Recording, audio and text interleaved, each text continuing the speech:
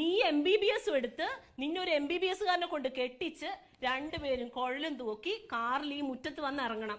എന്നിട്ട് വേണം എനിക്ക് ഈ നാട്ടുകാരുടെ മുമ്പിൽ ഒന്ന് ഞെളിഞ്ഞു നിൽക്കാൻ. എന്റെ അമ്മ ഒന്ന് ഇവിടെ ഇരുന്നേ, ഞാൻ പറയണത് ഒന്ന് കേക്ക്. പറ.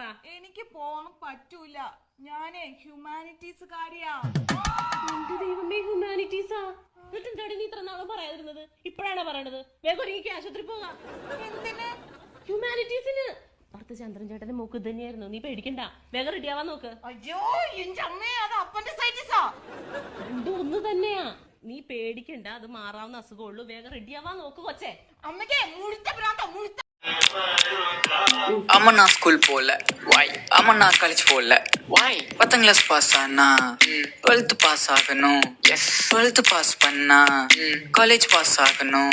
எஸ். காலேஜ் பாஸ் பண்ணா வெளியில பிளேஸ் ஆகணும். எஸ். வெளியில பிளேஸ் ஆனா ப்ரமோஷன் வாங்கணும். எஸ். கல்யாணம் பண்ணணும். பாப்பா பெத்துக்கணும். பாப்பாவை வளர்க்கணும். ஜாலி எங்க இருக்கு, எல்லாம் காலியால இருக்கு. இதுக்கு எதுக்கு ஸ்கூல் போகணும், எதுக்கு 10th படிக்கணும், எதுக்கு 12th படிக்கணும், எதுக்கு உன்னை பெக்கணும், எதுக்கு உன்னை வளர்க்கணும், உனக்கு எதுக்கு சோறு போடணும், சோத்துல விஷம் வைக்கணும். அம்மா நான் ஸ்கூல் போறேன், அம்மா நான் ஸ்கூல் പോறேൻ.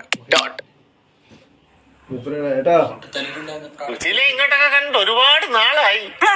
എവിടെയായിരുന്നു? ഇപ്പൊ സീരിയലൊക്കെ ഉണ്ടോ? സീരിയലുണ്ടോന്നോ? പിന്നെ ഇപ്പൊ ബ്ലേക്ക് അല്ലേ, മറ്റേ ഷെഡ്യൂ ബ്ലേക്ക്.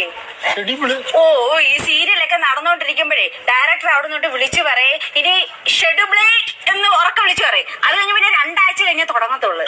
Schedule break. അത് തന്നെ. നിങ്ങൾ സീരിയലൊക്കെ ഉണ്ടോ? ഉണ്ടോന്നോ? എത്ര സീരിയല് ഇപ്പൊ ചാനലിലൊക്കെ ഓടുന്ന ഒട്ടുമിക്ക സീരിയലിലും ഞാനല്ലേ ഉള്ളത്. ഈ കണ്ണീർ കടലിലെ കളിവഞ്ചി എന്ന് പറഞ്ഞ ഒരു സീരിയൽ ഉണ്ടല്ലോ, അതിനകത്ത് സൈക്രാറ്റിസ്റ്റ് ആയിട്ട് അഭിനയിക്കുന്ന ഞാനാ. സൈക്കാട്രിസ്റ്റ്? അത് തന്നെ. മനസ്സിലുള്ള പുതിയ നിയമം വന്ന് എന്ത് ഗ്ലാമർ കൂടിയവർക്ക് ടാക്സ് അടക്കണം. ഇന്ത്യയൊക്കെ ഭാഗ്യ 5ന്റെ പൈസ മുടക്കണ്ടല്ലോ. എന്റെ കാര്യം നോക്ക് നീ. ലോൺ എടുത്ത് മുടിയും ഞാൻ.